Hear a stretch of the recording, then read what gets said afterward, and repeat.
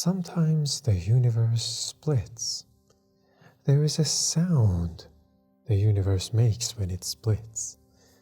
Not a sound you can hear, but a mathematical whisper in the equations that describe reality. And if certain interpretations of quantum mechanics are correct, this splitting happens constantly. Not once in a cosmic age, but trillions upon trillions of times each second. Every radioactive decay, every photon absorbed, every quantum coin flip occurring in the atoms of your body, branching the cosmos into parallel streams of existence. The question isn't whether this sounds impossible. The question is whether something that exists in the mathematics of our best physical theories can be dismissed simply because it makes us uncomfortable. This is the domain of the multiverse, not science fiction, but a consequence that emerges from the very fabric of quantum theory itself. In the early decades of the 20th century, physicists discovered something unsettling about the foundations of reality.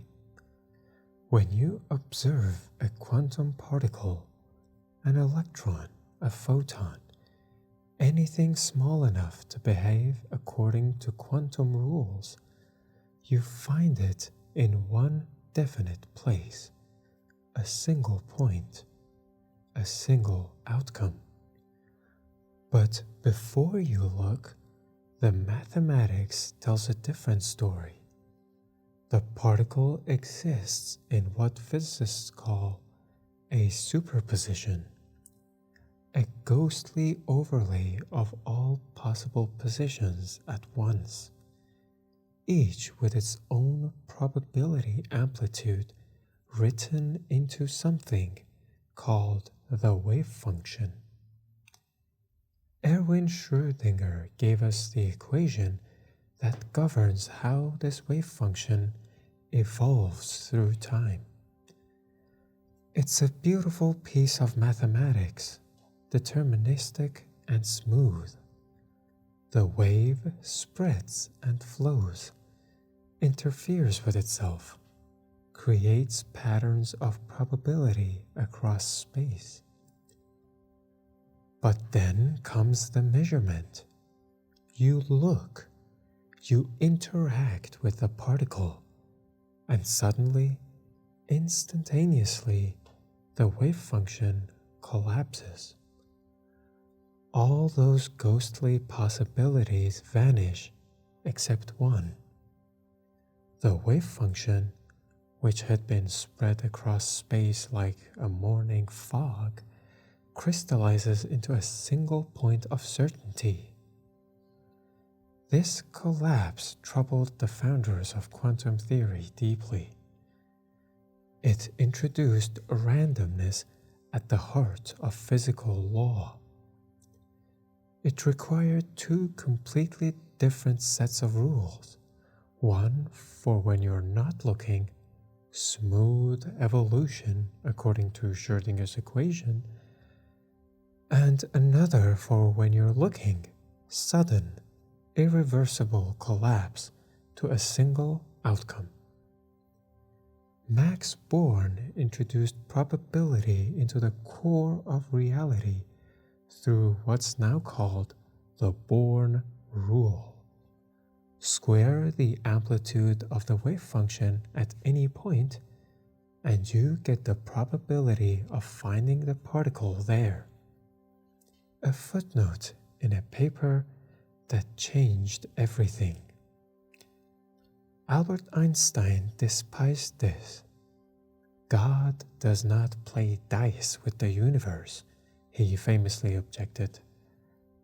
But the predictions were too accurate to ignore. Quantum mechanics worked spectacularly. So physicists learned to live with the strangeness, to accept that observation somehow changes reality. Schrödinger himself never made peace with this interpretation. To illustrate his discomfort, he devised a thought experiment that has become one of the most famous paradoxes in physics. Place a cat in a sealed box. Add a radioactive atom with exactly a 50% chance of decaying within an hour. Connect a radiation detector to a mechanism that releases poison if decay is detected. Poison in the form of gas. Now close the box and wait. According to quantum mechanics, after some time has passed, the radioactive atom exists in a superposition, both decayed and not decayed simultaneously. The detector becomes entangled with this superposition. The poison mechanism entangled with the detector. The cat entangled with the poison. And so, if we take the mathematics seriously, the cat itself must be in a superposition, both alive and dead at the same time.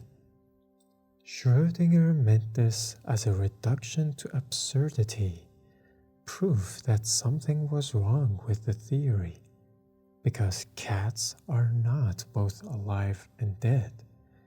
Reality doesn't work that way. Or does it?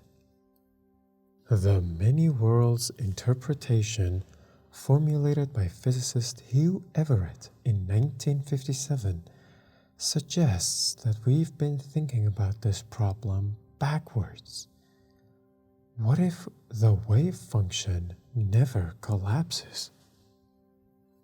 What if Schrödinger's equation is the only rule applied universally and without exception? What if measurement isn't special at all, but just another physical interaction between quantum systems? In this view, when you open Schrödinger's box, you don't collapse the wave function. You become entangled with it. The universe doesn't choose whether the cat is alive or dead. Both outcomes occur. Both are real. But they occur in separate branches of reality that can no longer interact with each other. One version of you observes a living cat, another version of you, equally real, equally you, at least until the moment of observation, observes a dead cat. And these two versions of you now inhabit worlds that have diverged, split off from a common past into separate futures. The branching happened long before you opened the box. It happened almost immediately after the radioactive atom entered its superposition. When the first air molecules bounced off the detector, when the first photons interacted with the apparatus. This process is called environmental decoherence. The quantum system becomes entangled with the vast environment around it, all those trillions of particles we're not keeping track of. And this entanglement effectively splits the wave function. One branch where the detector clicked, another where it remained silent. The universe at that moment bifurcated. This happens constantly. Every quantum event that could go multiple ways does go multiple ways, each in its own branch. The radioactive nuclei in your body decay thousands of times per second, each decay a branching point. Photons strike your retina, each absorption a moment of divergence. The cosmos is not selecting outcomes, it's realizing all of them simultaneously in a vast branching tree of causally disconnected realities. From the inside, from your perspective within a single branch, you experience only one outcome. You see probabilities because you don't know which branch you'll find yourself in. The Born rule emerges not because reality is fundamentally random, but because you are only aware of a thin slice of a much larger deterministic structure. The wave function describes everything. You experience only the part you're entangled with. Many physicists find this interpretation deeply unsatisfying. It seems extravagant beyond measure. One universe splitting into 2, then 4, then 8, then countless branches with every passing microsecond. It violates every instinct towards simplicity, every application of Occam's razor. But consider what we're actually adding to the theory. We're not adding new physics. We're not introducing additional equations or forces or fields. We're removing something, the collapse postulate. We're taking the mathematical formalism of quantum mechanics and applying it consistently, without exception, to all systems, including observers. The many worlds fall out naturally from this. They're already there in the mathematics. We've been suppressing them, using the collapse postulate to prune away all but one branch. The question of energy conservation arises immediately. If the universe is constantly splitting, where does all the energy come from? The answer lies in how we think about branches. We're not creating new universes from nothing. We're taking a single wave function with a fixed total energy and subdividing it. Each branch contributes less to the total. From inside a branch, you perceive a certain amount of energy, but you're not seeing the whole wave function anymore, only your slice of it. The total energy of the complete wave function remains perfectly conserved. How many worlds are there? We don't know. The universe branches whenever a quantum system in superposition becomes entangled with its environment. That certainly happens often, many times per second, just from radioactive decay in your own body. But is the total number of branches infinite or merely astronomically large? The answer depends on details we don't yet understand about quantum gravity and the fundamental structure of space-time. It's a big number, unimaginably big, but we can't say with certainty whether it's finite or infinite. A common misconception about many worlds is that everything that could possibly happen does happen. This isn't exactly true. Many worlds simply mean the wave function obeys Schrödinger's equation without collapse. And Schrödinger's equation assigns a zero probability to events that violate conservation laws. An electron never spontaneously converts into a proton.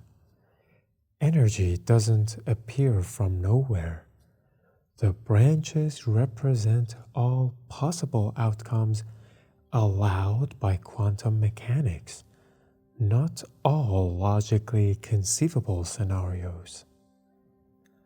The question of when and where branching occurs reveals something profound. You can describe the process as instantaneous throughout all of space, a cosmic splitting that happens everywhere at once. Or you can describe it as spreading outward at the speed of light, a wave of decoherence rippling through the universe. Both descriptions make identical predictions about what observers will see. They're mathematically equivalent. This is because branches and worlds are not fundamental features of reality. They are human constructs, convenient ways of parsing the single universal wave function into comprehensible pieces. The wave function itself doesn't know about branches. It simply evolves according to Schrödinger's equation, a single mathematical object describing all of reality.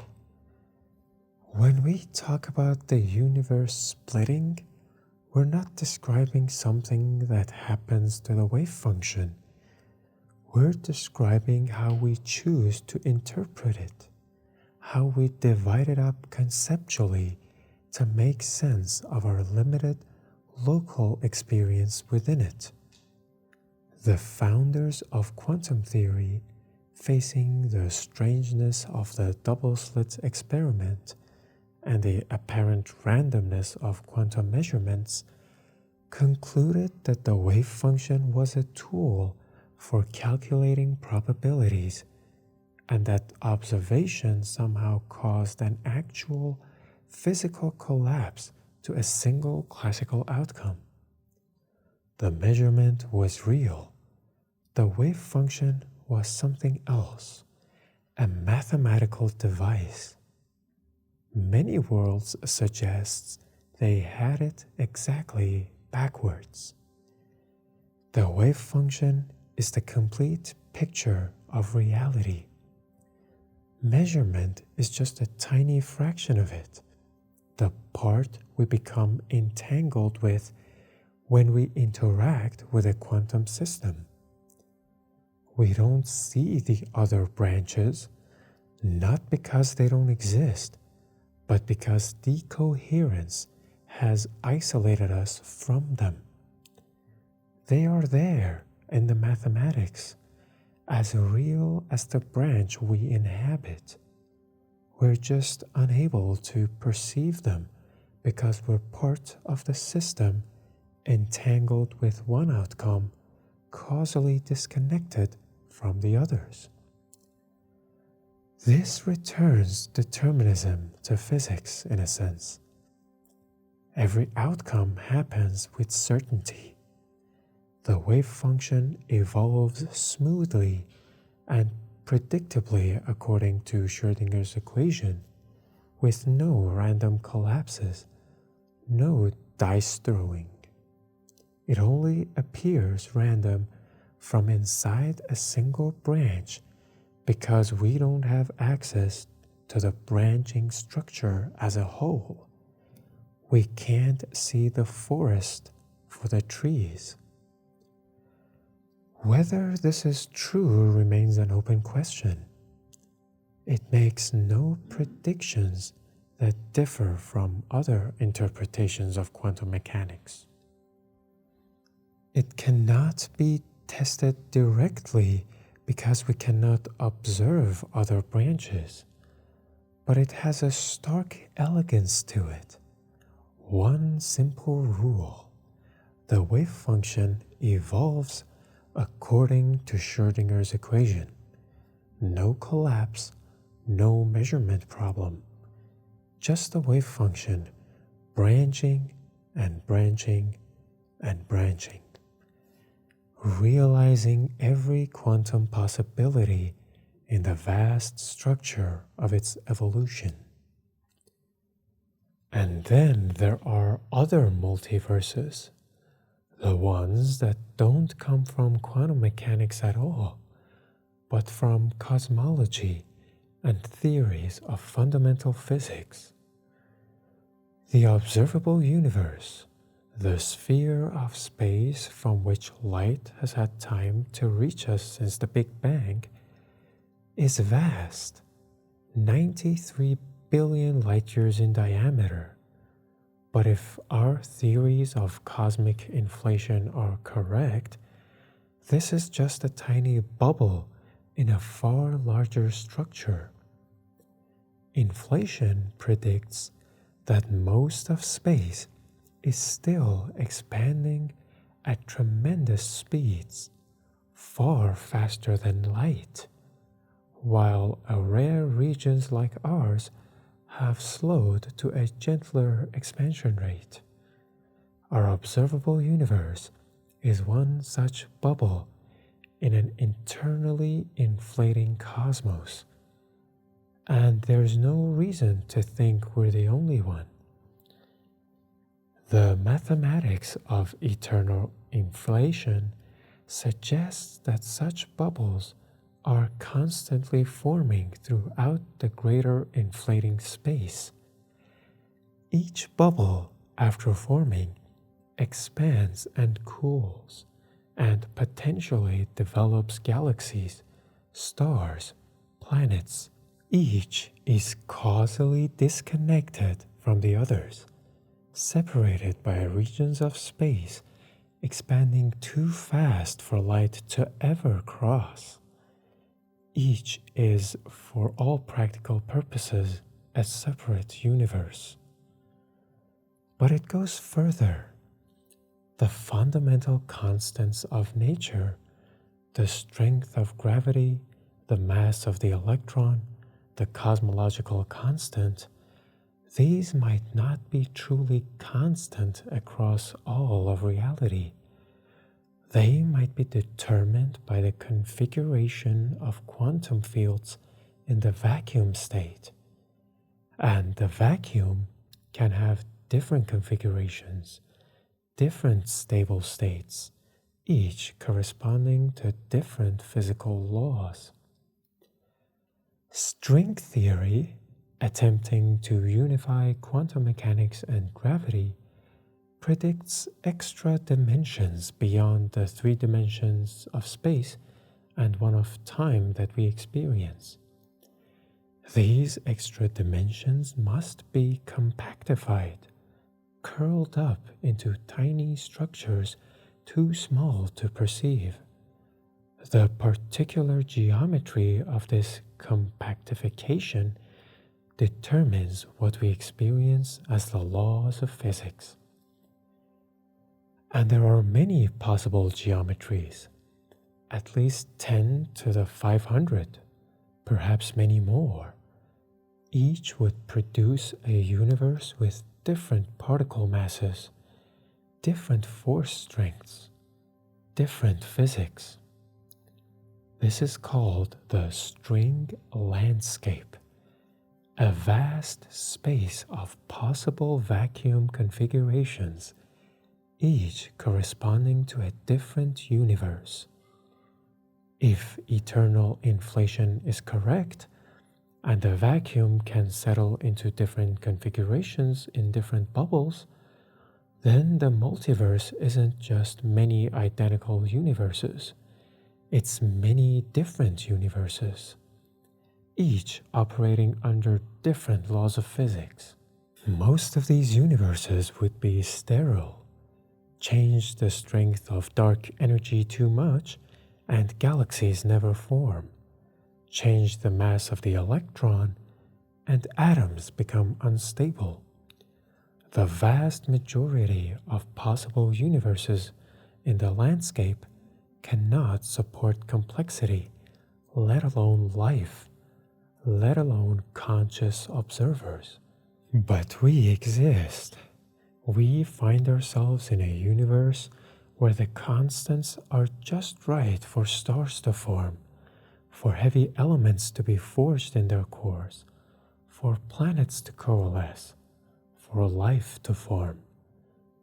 This seems like an extraordinary coincidence, unless it isn't a coincidence at all. The anthropic principle suggests that we shouldn't be surprised to find ourselves in a universe capable of producing us.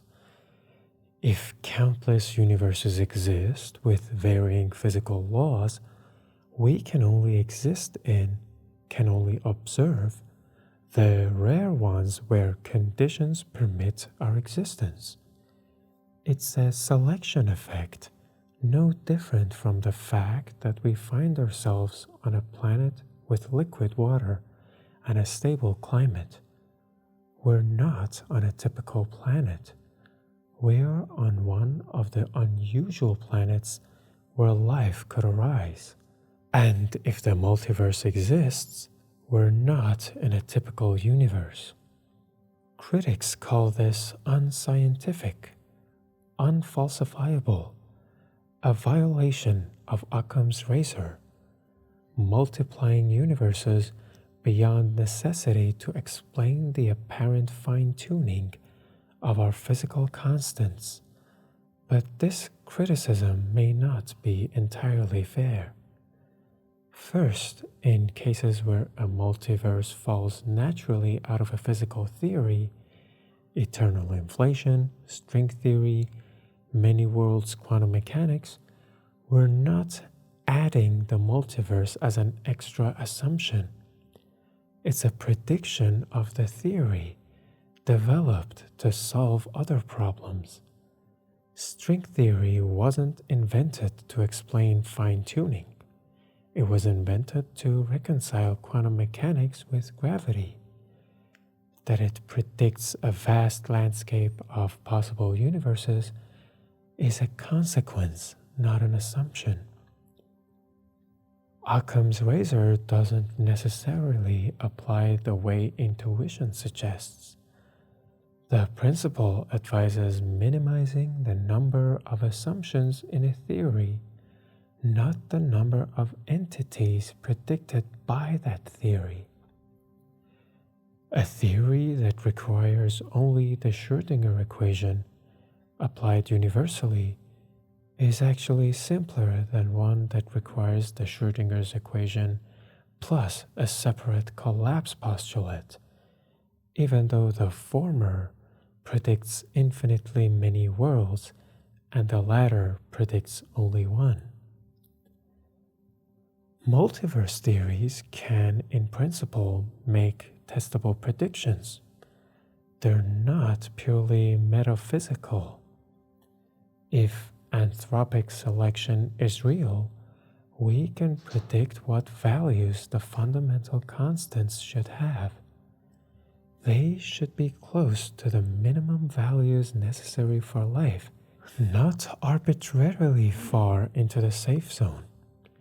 Steven Weinberg used anthropic reasoning to predict the value of dark energy years before it was measured, getting the order of magnitude correct. Still, there's a danger here. If we're not careful, the multiverse can become an explanatory dead end. Why is this constant what it is? Because if it were different, we wouldn't be here.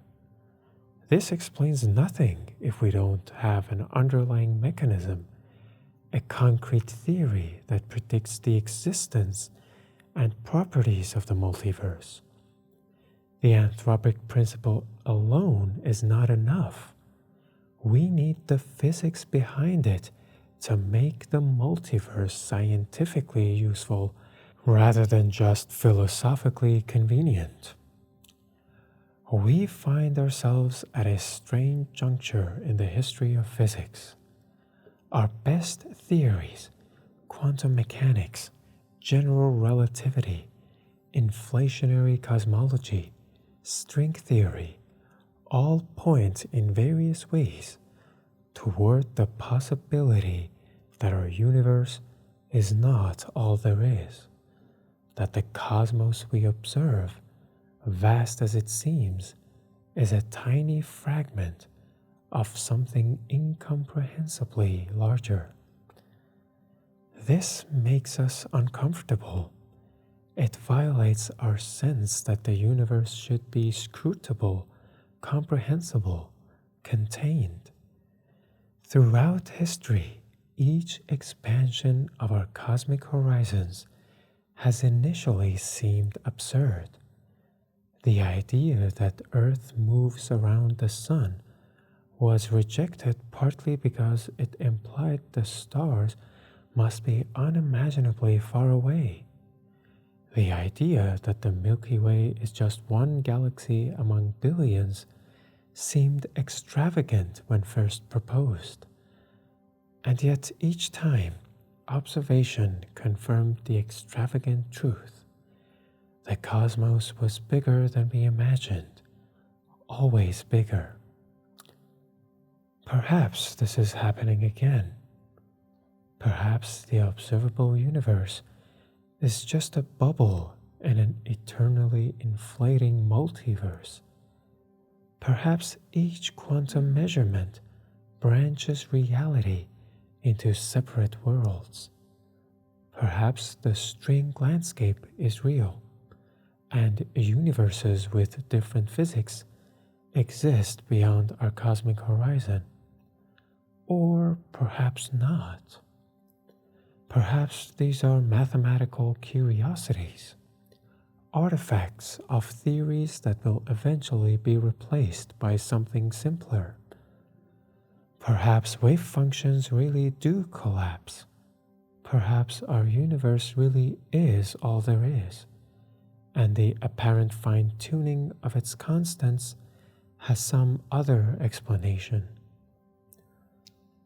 But we cannot dismiss the multiverse simply because it seems too vast, too strange, too much to accept. Strangeness is not a reliable guide to truth. The quantum world is strange. Space-time curvature is strange. The expansion of the universe is strange. We've learned again and again that reality at its foundations doesn't conform to human intuition. It conforms to mathematics and observation. So we do the science, we develop the theories, we make the predictions, we test what we can, we follow the mathematics wherever it leads, even if it leads to places that seem at first impossible to believe. And we remember that the question isn't whether the multiverse makes us uncomfortable. The question is whether it's real. Whether the equations that describe our universe applied consistently predict its existence. In the darkness beyond the observable universe, in the branching structure of the quantum wave function, in the vast landscape of possible vacuum configurations, there may be more than we can see, infinitely more. Not because we wish it so, but because the mathematics that governs the universe we do see seems to require it. We stand at the edge of what we can observe, looking out into the dark, wondering what lies beyond. And the mathematics whispers, more, always more, worlds without end, splitting and branching and propagating through a reality too vast for any single perspective to encompass.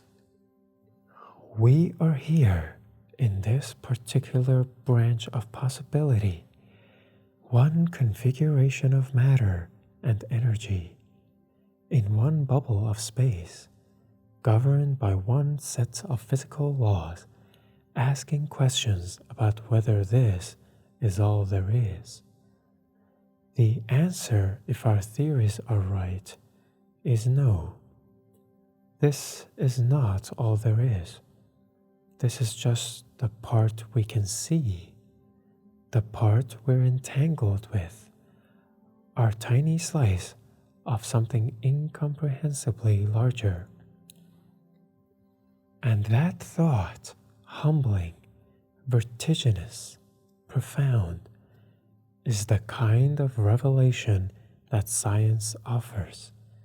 Not comfort, not familiarity, but at least the possibility of truth, wherever it leads, however strange the destination.